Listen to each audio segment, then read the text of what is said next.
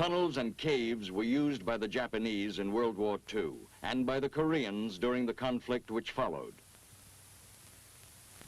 Once the line of battle had moved past them and the area in which they existed was secured by our troops, these subterranean fortifications were permanently neutralized as a part of the area consolidation. Today, however, a different type of warfare is being waged. Rarely are areas held long enough to be thoroughly cleaned out. Instead, the major actions of our combat troops consist of search and destroy operations. Intensive drives through enemy territory with the primary objective of finding and destroying his forces and then moving on.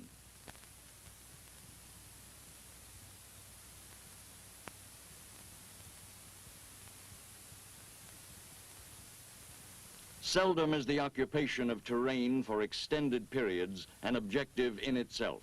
And in these situations, the enemy's use of earthen tunnels becomes increasingly serious. He can hide in them until our troops pass, then emerge and attack from the rear. In them, he can store supplies for future operations in the area. If the enemy leaves his tunnels deserted during a sweep operation, he will find shelter and operational facilities in them when he returns. And if they are intact, he can resume his guerrilla activities almost as though no interruption had taken place. Thus, it is obvious that to effectively strike the enemy and destroy his ability to wage war in guerrilla situations, his tunnel shelters must be demolished or denied him as they are encountered. This is a relatively new but important military concept, for tunnel use is included in the doctrine of various armed forces, particularly in the Orient. In the future, this doctrine may well be applied not only to guerrilla warfare, but to any type of conflict anywhere in the world. Therefore, an understanding of earthen tunnels and the means of destroying or neutralizing them is essential to today's soldier. Earthen tunnels may be dug or utilized in military operations wherever the tactical situation warrants, although they are practical only where large civilian labor forces are available for their construction.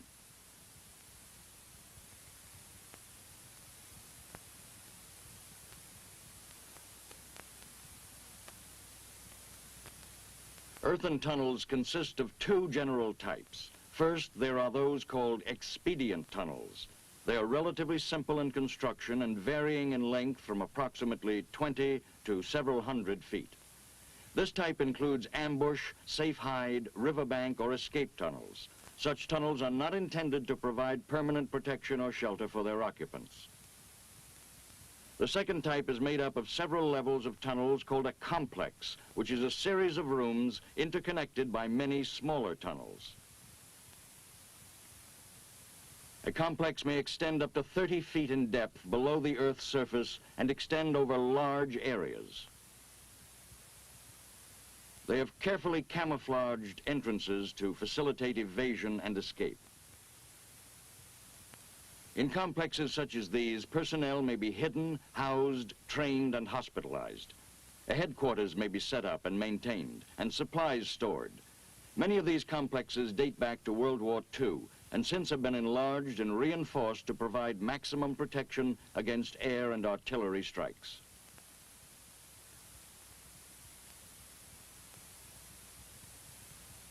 Such huge complexes are generally found away from populated centers. They are the most difficult to demolish, but can be destroyed if time, supplies, equipment, and personnel are available. When a tunnel entrance is discovered, the area around it must be examined for booby traps or mines. These are generally used by the enemy for protection or warning, and until this check has been completed, the tunnel should not be entered. Before entering a tunnel, recon personnel must have the equipment they need to do the job. A powerful flashlight in good condition and with fresh batteries, and a probe, such as a bayonet, is a must. So is a protective mask and a hand weapon. With the entrance area cleared, the next step is to perform a thorough reconnaissance of the tunnel to determine how recently it has been used and if enemy personnel are present. This reconnaissance is essential. Powerful weapons should be avoided, for if fired in a tunnel, their intense sound blast can cause deafness lasting as long as 30 minutes. And a tunnel and flushing team need all their senses in full working order at all times.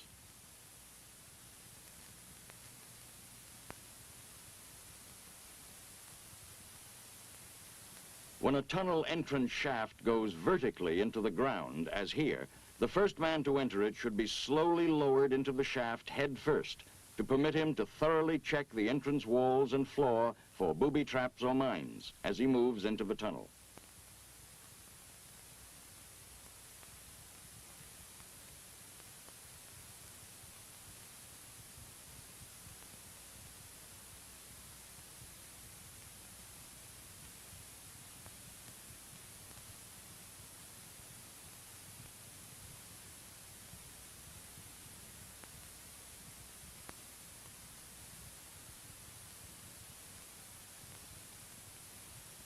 When the shaft is over 8 feet deep, the point man should be secured with a rope so that he can be quickly pulled to safety in case of emergency.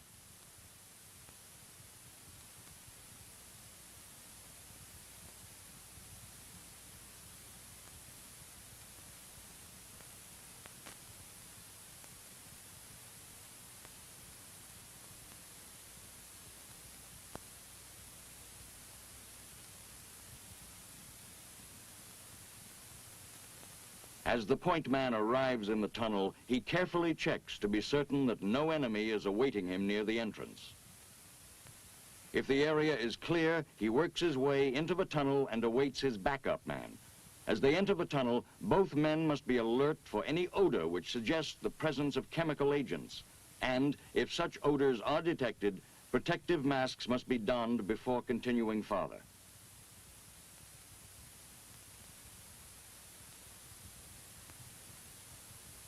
When both men are in the tunnel, they begin their reconnaissance, cautiously and carefully. Initial reconnaissance is limited to the first 10 feet of a tunnel.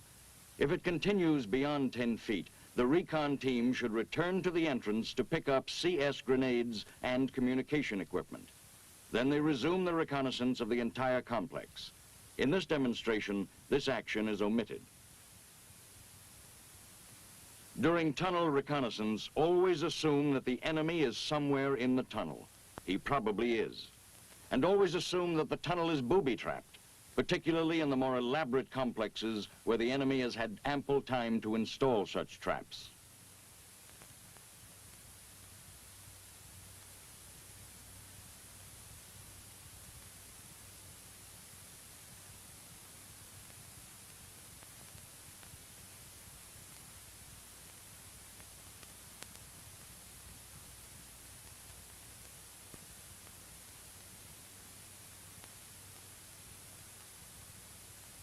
Carefully examine all surfaces of the tunnel, floor, walls, and ceiling, for booby traps or mines, as well as for false walls or hidden passageways. Never undertake a tunnel reconnaissance with less than 2 men on the recon team, and stay together within the tunnel complex at all times. Observe extreme caution to protect yourself against the enemy who may lie in wait just beyond. During a tunnel reconnaissance, each man has a definite job to do. The point man is concerned with booby traps and mines, as well as the possibility of enemy contact.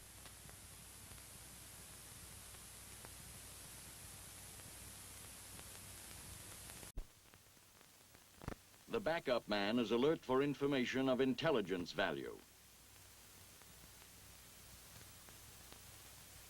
He also notes details of the tunnel construction and layout, and estimates the depth of soil which lies over the tunnel complex throughout its entire length. This soil is called overburden. When the tunnel has been thoroughly explored and its extent, size, depth, and contents have been determined, this information is carefully and completely noted. Then the precise location of the tunnel is established. This information must then be reported through channels to the tactical commander.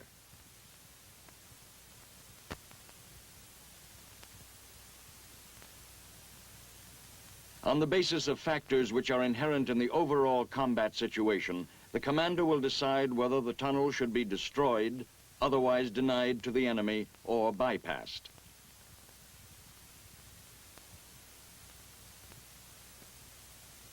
The extent of desired demolition or denial may be left up to the unit commander.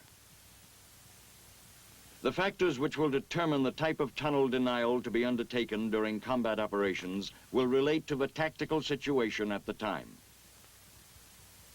First, how much time is available for destruction? How much time will the primary mission allow for such work? Second, how much time is necessary for total or partial destruction? These must be weighed against each other. Third, what equipment and personnel are required for the different types of denial in relation to the tunnel in question? Are such personnel and equipment available? Finally, how important is the tunnel or complex to the enemy? How valuable will it be on his return to the area? These are the things which must be considered in determining the type of tunnel destruction or denial appropriate to an individual situation.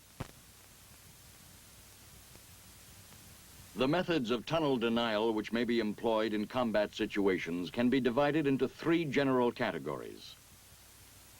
First, immediate denial, which can be completed in minutes with equipment normally at hand.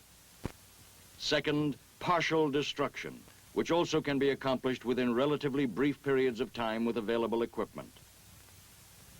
And finally, total destruction, which requires trained troops and equipment not normally carried into combat areas. The purpose of immediate denial tunnel action is to flush the enemy out of his hiding place and deny him its use for a decisive period of time. The results obtained are immediate, although of relatively brief duration.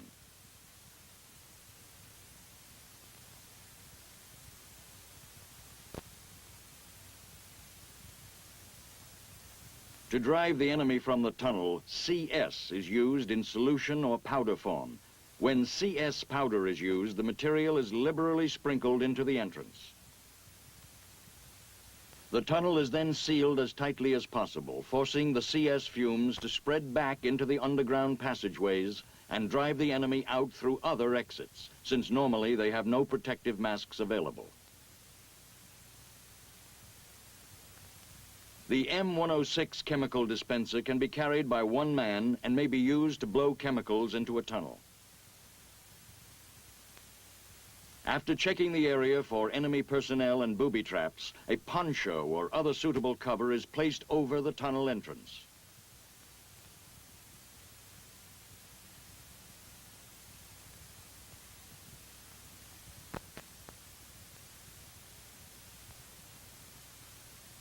The discharge hose from the dispenser is inserted through the cover, ensuring that a tight seal is maintained around the hose.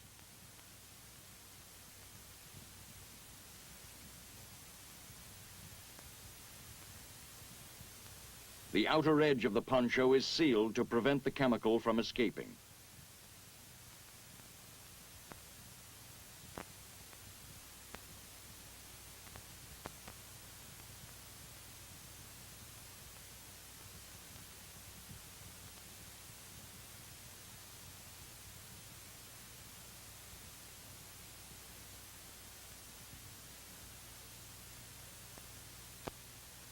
After all openings are sealed, the engine is started. The fan then forces the chemical throughout the tunnel.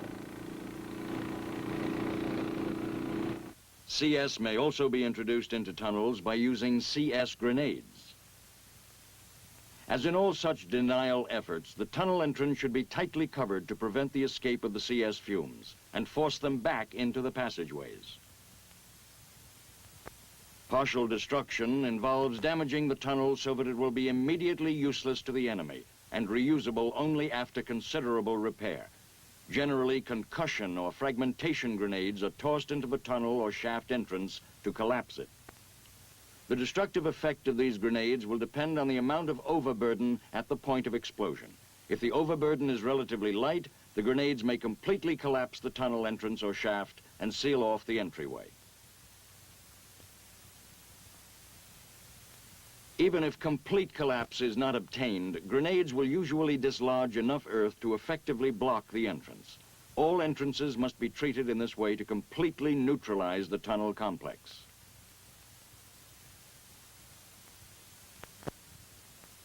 Conventional military explosives such as dynamite, TNT, or C4 can also be used in partial tunnel destruction. C4 is normally available under combat conditions in M37 demolition charge assembly kits.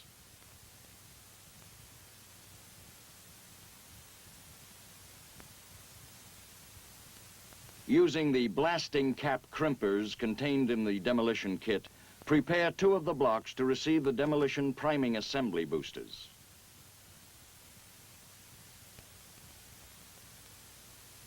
Two of these assemblies are contained in each kit. They consist of 5-foot lengths of detonating cord with a priming adapter and booster attached to each end. Place the boosters into 2 of the 8 blocks.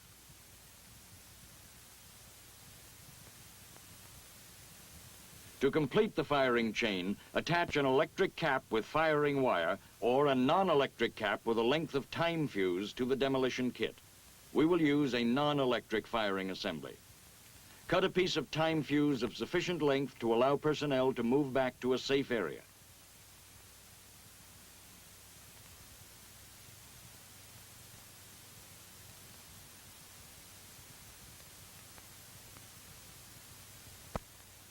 Place the non-electric cap onto the time fuse. Crimp it using the blasting cap crimpers.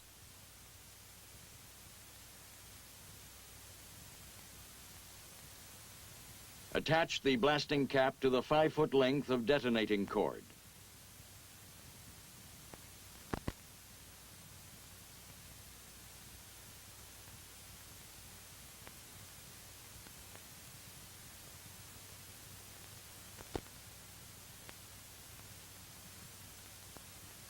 Finally, attach the fuse lighter to the time fuse.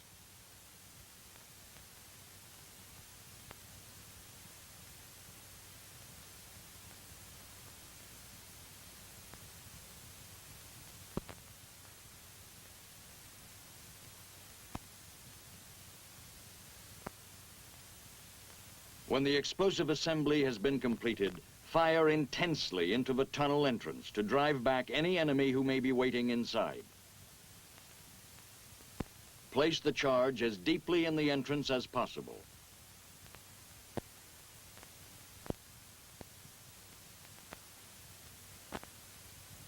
Then ignite the fuse and quickly withdraw to a sheltered position a safe distance from the entrance. While awaiting results, keep the entrance covered for enemy personnel. These are the primary ways in which partial tunnel destruction is accomplished. In addition, unit commanders may call in artillery or high-angle weapons to demolish tunnel entrances.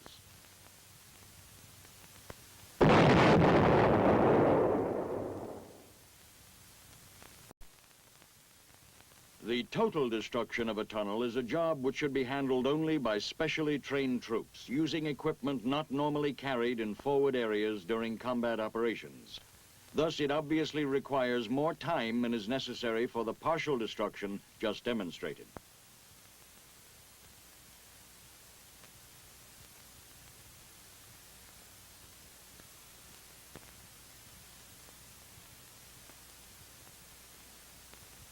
Once total destruction has been directed, the first step is to have another thorough reconnaissance of the complex made by the specially trained personnel assigned to the demolition.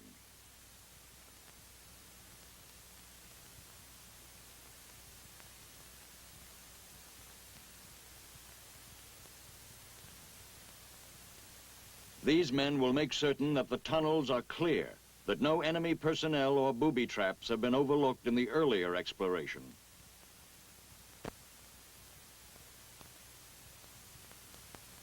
They will precisely map the complex and carefully estimate the overburden throughout the entire system, making special allowances in their estimates where multi-level tunnels are involved. Based on the findings of this reconnaissance, the amount of explosive can be calculated and charge placement can be determined. Calculation is based on rule of thumb, which is developed through extensive experimentation and experience within the area of operation. It requires consideration of two factors: the amount of overburden and tunnel length. The rule of thumb requires that for overburden up to 10 feet, use 2 pounds of explosive per foot of tunnel length. Increase the amount of explosive 2 pounds for each additional 10 feet of overburden.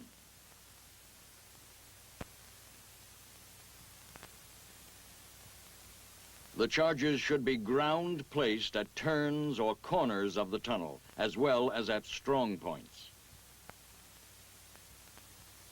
A type of explosive should be used which can be primed with detonating cord. All tunnel entrances which can be discovered should be blocked with sandbags, and the shaft should be filled with well-tamped dirt. This is particularly important, for the more the explosive force is confined to the tunnel, the more destructive and effective it will be.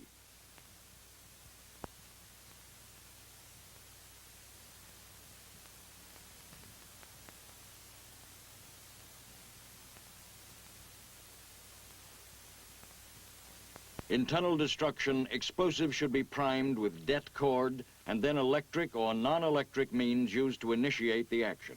However, electric means is best because it gives you full control of the firing at all times. In certain situations, Bangalore torpedoes, shaped charges, cratering charges, or similar special purpose charges may be used in total tunnel destruction.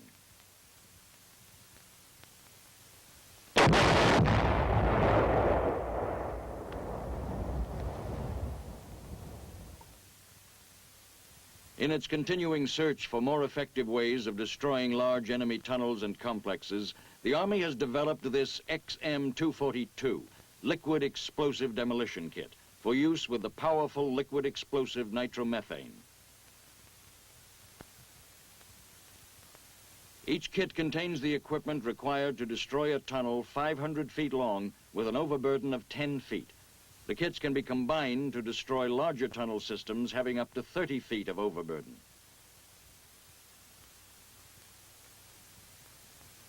Each kit includes a portable gasoline engine-driven air compressor, 2 55-gallon drums of liquid explosive nitromethane, enough hoses to connect to the compressor, and 55-gallon drums.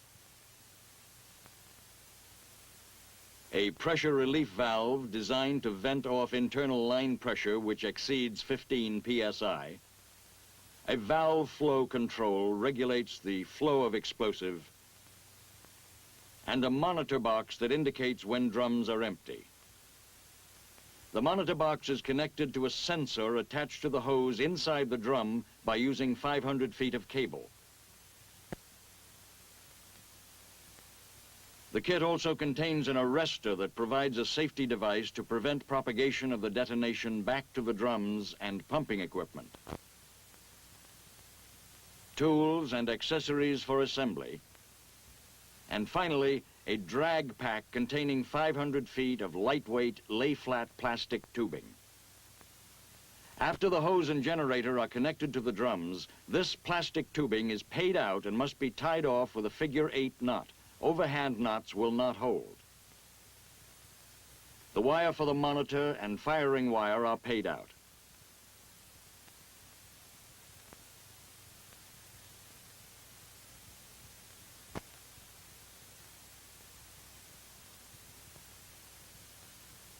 The monitor is connected to the monitor wire. At the tunnel entrance, explosive is placed around tubing and primed with 2 blasting caps.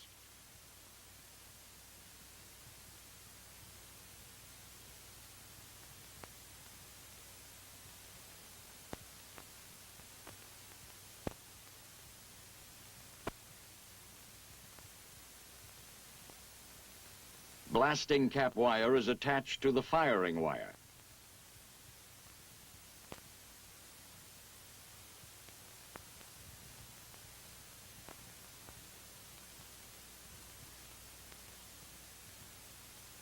The compressor is started.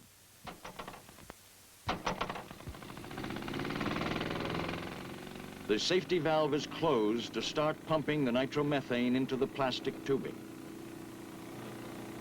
Be sure that nitromethane is flowing through the flow sensor module into the plastic tubing.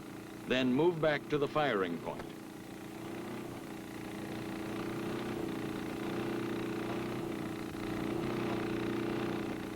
At the firing site, the firing wires are attached to the blasting machine.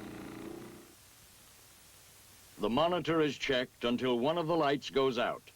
Then the charge is fired.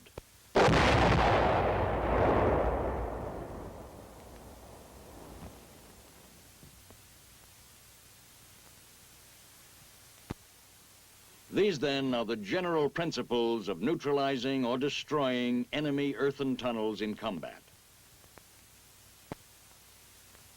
Such installation should always be treated with respect and should be entered only with the utmost care and the proper equipment.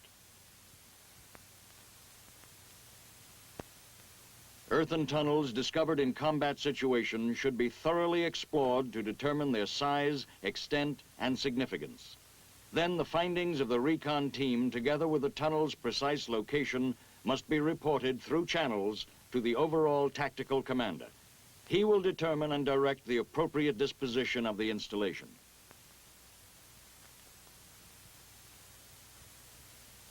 For immediate denial, CS in various forms may be used by combat personnel. For this to be effective, all entrances to the tunnel must be tightly contained to keep the agent from escaping. Combat personnel can accomplish partial destruction of tunnels by collapsing entrances with concussion or fragmentation grenades, as well as available conventional military explosives. Combat troops can perform denial or partial tunnel destruction as a part of their normal mission. Total destruction of a tunnel requires trained personnel with specialized equipment. Whichever type of tunnel destruction is dictated by the tactical situation, it should be performed carefully and completely. Only in this way can the enemy's vital tunnels and complexes be denied him.